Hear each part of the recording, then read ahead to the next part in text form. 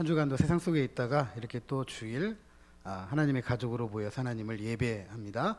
우리 전후좌우로 축복하면서 인사하도록 하겠습니다. 축복합니다.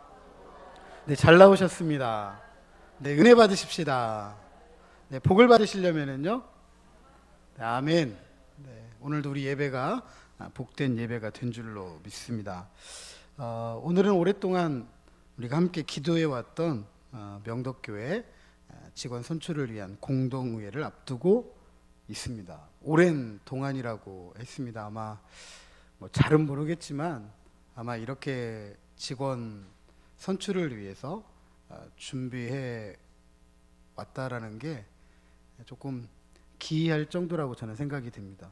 제가 지금까지 사역했던 교회도 이렇게 직원 선출을 준비해 본 적이 없기 때문에 그렇습니다. 작년 6월부터 주보에 기도 제목 게시하고 지난 1월부터는 이 기도 제목을 따라서 한 10번에 걸쳐서 또 말씀을 나누기도 했습니다. 그리고 지난 한 주간은 함께 또 마음을 모아서 또 기도해 왔습니다. 여러분 각 사람이 생각하는 이유가 다 다를 수는 있겠지만 저에게는 그리고 우리 교회에게는 이번 직원 선출이 의미가 있다, 중요하다라고 생각했기 때문에 1년여 이상 이렇게 준비를 해 왔습니다. 처음 이 기도 제목을 게시할 때에는 문제가 되지 않았던 이 코로나가 가져온 교회 위기, 저는 최근에 이 교회 위기를 해체라고 생각을 합니다. 이제 종종 말씀을 나누겠지만 그만큼 교회에 어려움을 가져다 준 것은 분명하다라는 사실입니다.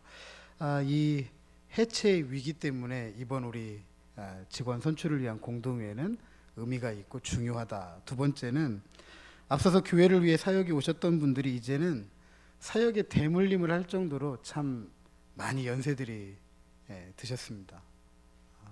시간적으로 그만큼 많이 또 흘렀다. 또 그런 시간의 흐름을 또 이어서 우리가 또 사역을 할 때가 됐다라는 그런 시점이라는 의미에서 참 중요하다라고 생각이 되고, 세 번째로는 새 술은 새 부대에 담아야 된다라는 주님의 가르침, 새로운 시대 또 새로운 신앙의 표준을 요구받는 우리 시대에 함께 이 변화하는 시대를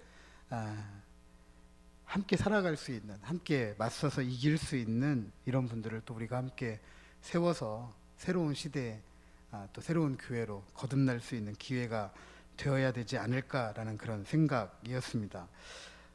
그러면서 주님 다시 오시는 날을 예비하고 준비하는 교회와 성도들로 일어서는데 함께 동역할 하나님의 일꾼들 세우는 기회가 되어야 되겠다. 이번 공동의회가 갖는 직원 선출을 위한 공동의회가 갖는 의미이지 않을까라고 생각을 해봅니다. 자, 히브리서 11장 그 유명한 믿음의 영웅들의 이야기를 담고 있는 그런 본문입니다. 믿음의 본질을 이야기하면서 이 믿음을 가지고 살았던 영웅들, 아벨, 에녹, 노아, 아브라함, 사라, 이삭, 야곱, 요셉, 모세, 이스라엘 백성들, 기생 라합, 기드온, 바락, 삼손, 입다, 다윗과 사무엘과 선지자들, 이런 등의 이 믿음의 영웅들을 말하려면 히브리서 기자가 이렇게 표현합니다. 시간이 부족하다. 시간이 부족하다. 시간이 부족할 정도로 믿음의 영웅들에 대한 이야기는 무궁무진하다라는 그런 이야기입니다. 그리고 우리가 살펴보고자 하는 이 본문에서 이들이 어떻게 살았는지, 어떻게 믿음을 가지고 살아가면서 믿음의 영웅이 되었는지를 우리에게 가르쳐주고 있는 본문입니다. 같이 천천히 33절부터 보도록 하겠습니다. 믿음 때문에 믿음의 영웅들은 나라를 이겼다라고 합니다. 의를 행하기도 하였다. 칼날을 약속을 받았다. 사자들의 입을 막기도 했다. 불의 세력을 멸하기도 했다. 칼날을 피하기도 했다. 연약한 가운데서 강하게 되기도 했다. 전쟁에 용감하게 되어서 이방 사람들의 진을 물리치기도 했다. 여자들은 자기의 죽은 자들을 부활로 받아들였다. 아멘. 여기까지는 참 우리가 알고 있는 믿음에 대한 아주 좋은 이야기들만 기록되어져 있습니다. 역사적인 이야기들, 이런 이야기 기록되어져 있습니다. 근데 다음부터는 좀 당혹스러워요. 믿음을 가지고 살아갔던 믿음의 영웅들의 이야기가 참 참담합니다. 그리고 두렵기까지 해요. 제가 중학교 시절에 이 본문을 읽을 때, 이 본문을 또 목사님들을 통해서 설교를 들을 때 저도 모르게 제 콧등에 식은땀이 흐르고 있더라고요. 상당히 두렵기도 하고 떨리기도 했다라는 기억이 지금도 있습니다. 35절 중반절부터 다시 한번 보시죠. 믿음의 영웅들이 믿음 때문에 어떤 일을 당하느냐, 더 좋은 부활을 얻으려고 심한 고문을 받았다. 그리고 그것을 구차하게 피하지도 않았다. 또 믿음을 가지고 살아갔던 믿음의 영웅들 중에 어떤 이들은 조롱을 받았다, 채찍질을 당했다, 결박과 옥에 갇혔다, 그런 시련을 받았다라고 합니다. 심지어 돌로 치는 것, 톱으로 켜는 것, 시험과 칼과 죽임을 당했다. 양과 염소의 가죽을 입고 유리하면서 궁핍과 환난과 학대를 받았다. 그리고 광야와 산과 동굴과 토굴에 유리하였다라고 했습니다. 제가 저도 모르게 제 콧등에 땀이 맺힌 구절은 톱으로 켠다라는 구절이었습니다. 톱으로 켠다.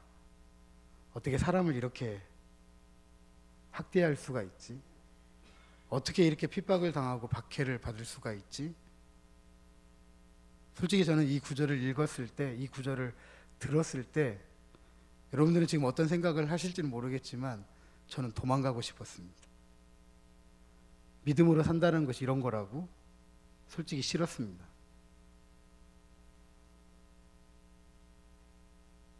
저에게는 제발 멀리, 저에게는 없었으면 하는 그런 이야기였습니다. 다시 말씀드리면 우리의 믿음이라는 것이, 믿음의 영웅으로 살아간다는 것이 결코 행복하고 좋은 것만은 아니다라고 오늘 본문은 이야기합니다. 그럼에도 불구하고 이들이 이 믿음을 지켰던 것, 그리고 이 믿음을 가지고 믿음의 영웅으로 살아간 이유가 무엇일까? 그렇게 도망가고 싶고 피하고 싶은데 제가 왜 이 자리에 서 있는가? 그런 질문이기도 합니다. 왜 여러분들은 그런 믿음을 가지고 오늘도 이 자리에 나오셨는가? 그것은 우리의 믿음에 반드시 약속한 것이 있기 때문입니다. 아무것도 보장된 것이 없으면 누가 이런 삶을 살겠습니까? 누가? 세상을 살아가면서 잠시 앞날이 이렇게 암담하다고 한다면 여러분, 그런 세상을 누가 살아가겠습니까? 오늘도 힘든데 내일도 힘들고, 내일도 힘든데 모레도 힘들고, 더 나아질 것이라는 아무런 보장도 없이 살아간다고 한다면 누가 그런 인생을 살아가겠느냐고. 그래도 오늘 우리가 이렇게 살아가는 것은 내일은 그래도 좀 낫겠지, 오늘보다는 조금 좋아지겠지 라는 그런 막연하지만 기대가 있고 소망이 있기 때문에 우리가 오늘을 살아가는 거예요.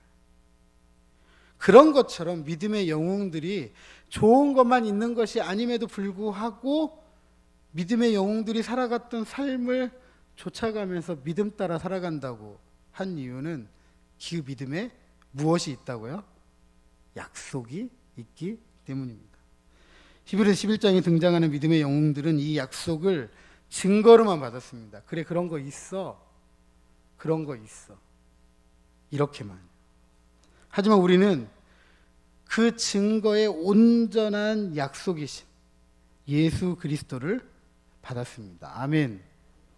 예수 그리스도를 통해서 믿음의 영웅들이 믿음이 헛되지 않았음을 나타내셨기 때문입니다. 다시 말씀드리면 우리가 하나님의 온전한 약속이신 예수 그리스도에 대한 믿음을 가지고 세상을 살아간다는 것은, 믿음의 영웅들이 믿음을 가지고 살아갔다는 것이 헛되지 않았다라는 것을 증거하고 있다라는 것입니다. 그래서 오늘 본문은 이런 믿음의 영웅들에 대해서 이렇게 평가합니다.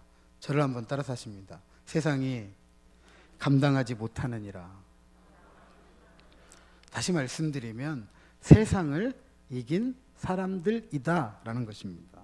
세상을 이겼다고 할 때 우리 오해가 없어야 될 것 같습니다. 세상에서 1등했다, 세상에서 성공했다, 권력을 쥐었다, 명예를 쥐었다, 주의를 가졌다, 세상을 자기 발 아래에 두었다, 이런 거 아닙니다. 세상을 이기는 건 이런 거 아니에요. 만약에 예수님께서 세상을 이겼다고 한다면, 우리가 알고 있는 식의 세상을 이겼다라고 한다면 예수님은 억울하게 십자가에 못 박혀 죽으시면 안 되죠. 자신의 권세를 가지고 세상을 뒤엎었어야죠.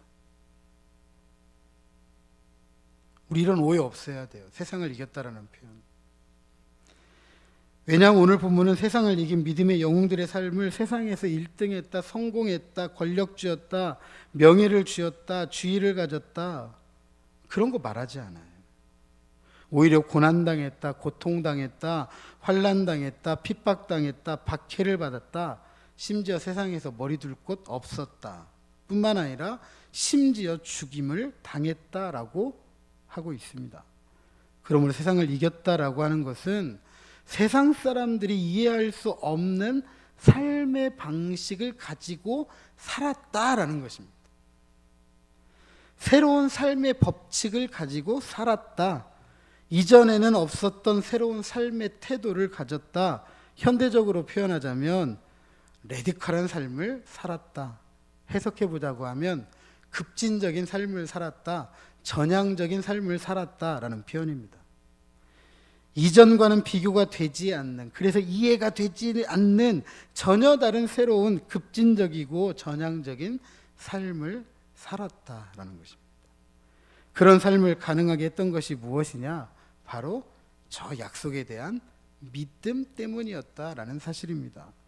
스카이 제선이라는 분이 이런 믿음을 이렇게 표현했습니다. 저를 한번 따라서 하시죠.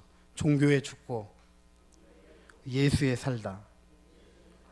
한 번 더 하시죠. 종교에 죽고 예수에 살다. 그러니까 종교 생활하면 안 된다는 거죠. 진짜 신앙생활 해야 된다는 거예요. 교회만 앉아있다고 신앙생활 하는 게 아니라는 겁니다. 눈만 감았다고 진짜 기도하는 거 아닐 수도 있다라는 거죠. 뭔가 종교적인 용어를 쓰고 있지만, 기독교적인 용어를 쓰고 있지만 실질적인 내 신앙은 그것과 다를 수도 있다라는 이야기. 저는 이런 믿음을 이렇게 표현합니다. 종교적 허영이다. 우리가 진짜 해야 될 신앙생활은, 믿음 생활은 종교적 허영을 벗어던지는 거예요. 벗어던지는 거예요.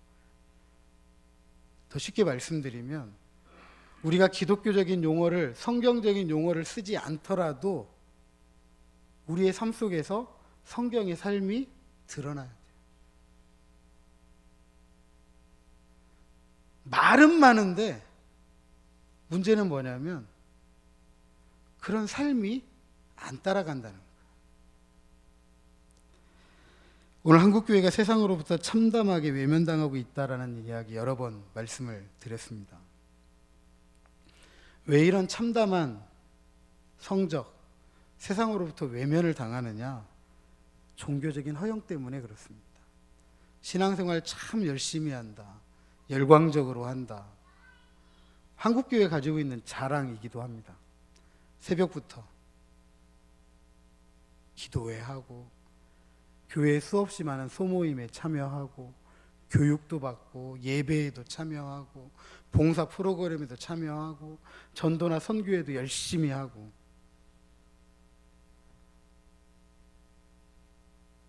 예수님과 관련된 많은 말을 사용하고 있지만 옷만 입고 있는,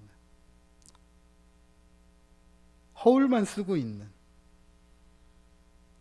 그런 신앙생활, 신앙생활이라고 표현하기 어렵죠. 그런 종교생활 너무나 익숙합니다. 어떻게 보면 이것이 한국교회를 보고 있는 세상 사람들의 눈이라고 저는 생각을 합니다. 물론 우리는 그래도 세상보다 낫다라고 할 수 있습니다. 물론 저도 그렇게 생각합니다. 한국교회가 한국 사회를 위해서 봉사하고 희생하는 일, 다른 종교가 따라오지 못할 정도입니다. 다른 종교가 정말 열심히 해요. 그래서 때로는 세상으로부터의 이런 대우가 억울하게 들릴 때도 있습니다. 그래도 우리 이 정도는 했는데 이 정도는 이해받고 이 정도는 대우받아야 되는 것 아닐까라는 생각이죠. 그러나 어떻게 보면 이런 세상의 태도가 우리가 우리 스스로를 제대로 바라보지 못하는 것을 제대로 바라볼 수 있도록 하고 있다라고 저는 생각을 합니다. 그것이 바로 종교적 허영입니다. 예수님께서 예루살렘에 오르시고 여러 형편들을 둘러보십니다. 그리고 하룻밤을 지내시고 아침에 성전에 오릅니다. 배가 고파요. 시장합니다. 근데 둘러보니까 무화과 나무가 있습니다. 잎이 무성합니다. 그 무화과 나무에 그래도 열매라도 하나 따먹을 수 있는 것이 있지 않을까 하면서 그 무화과 앞에 다가갑니다. 그리고 찾아보죠. 근데 열매가 있어요, 없어요? 열매가 없습니다. 예수님께서 열매가 없는 그 무화과 나무를 보고 뭐라고 하셨어요? 너는 평생 열매 없을 거다 라고 이야기하니까 다음날 아침에 보니까 말라 비틀어졌습니다. 이 사건은 당시 성전에 대한 비유로 인용됩니다. 한국 이 사회에 비친 한국 교회는 교회답긴 합니다. 교회다워요. 잎이 무성하고 생기도 있습니다. 문제는 뭐가 없냐? 열매가 없어요. 세상 사람들이 따먹을 열매가 없는 거예요. 세상 사람들은 갈증을 가지고 있는데 뭔가 암담하고 답답하고 이걸 풀어줄 수 있는, 이걸 해결해 줄 수 있는 참된 열매를 찾고 있는데 교회는 그 생명의 물을 닫고 있어요. 아니, 좀 심각하게 말하면 말랐다고 해야 될까요? 우물에서 우물물을 찾는데 우물이 말라버렸습니다. 그 우물은 어떻게 해야 되죠? 묻어야 되죠. 교회의 열매, 즉 하나님이 함께 하시면서 그 하나님으로 말미암은 참된 열매인 삶의 변화. 삶의 변화. 이전의 세상 사람들이 살아가는 삶의 방식과 태도와는 다른, 이전과는 비교가 되지 않는, 그래서 세상 사람들이 이해가 되지 않는 전혀 다른 새로운 삶, 급진적인 삶, 전향적인 그런 삶, 주님을 닮아가는 삶이 없다라는 것입니다. 새로운 삶은 꾸며서 되는 게 아니에요. 아무리 교회를 이렇게 꾸미고 저렇게 꾸민다고 한들 신앙생활을 하는 사람들의 삶의 변화가 없다라고 한다면 무슨 의미가 있겠어요? 무슨 의미가 있겠어요? 죄송한 이야기지만 점집에 가보신 분 계세요? 점집에 가보신 분? 네, 없는 게 너무 당연하죠. 네. 혹시 드라마에서 무당들이 앉아있는 공간 보셨어요? 무당들이 앉아있는 공간? 네. 어떻게 생겼던가요? 어떻게 생겼죠?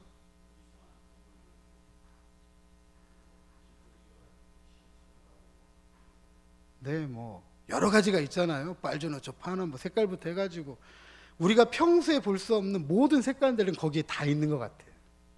제가 무슨 말씀 드리려고 하죠? 많은 것들로 꾸며놨잖아요. 많은 것들로. 근데 거기 가서 하는 건 뭐죠? 거기 가서 뭐 하죠? 자신의 삶하고는 아무런 관계가 없어요. 그냥 운명을 바꾸고 싶은 거예요. 운명을 바꾸고 싶은 거예요.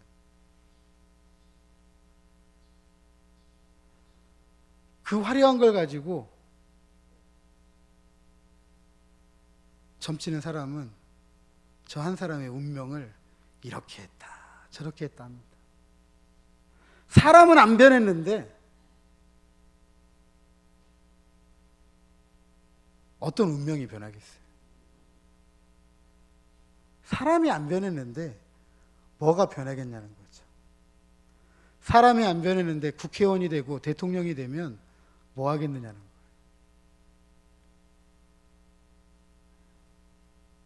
새로운 삶은 근본이 바뀌는 거예요. 근본이. 예수님을 믿는다는 건 우리의 근본이 바뀐다는 거예요. 그래서 뭐라고 표현해요? 예수님을 믿는 것을 다시 태어났다라는 거로 표현하는 거예요. 중생, 거듭남, 옛삶을 살아가기 위해서 태어난 게 아니라 새로운 삶을 살기 위해서 태어난 거예요. 그 새로운 삶이 뭐예요? 주님을 닮아가는 삶이죠.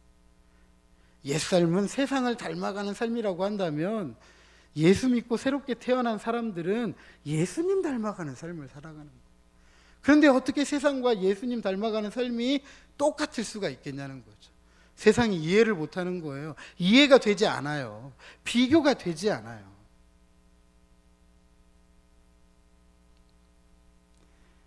그러니까 단지 교회다운 모습이 필요한 게 아니라 하나님을 닮고 있는 교회가 되어야 돼요. 이게 참된 성전 아니겠습니까?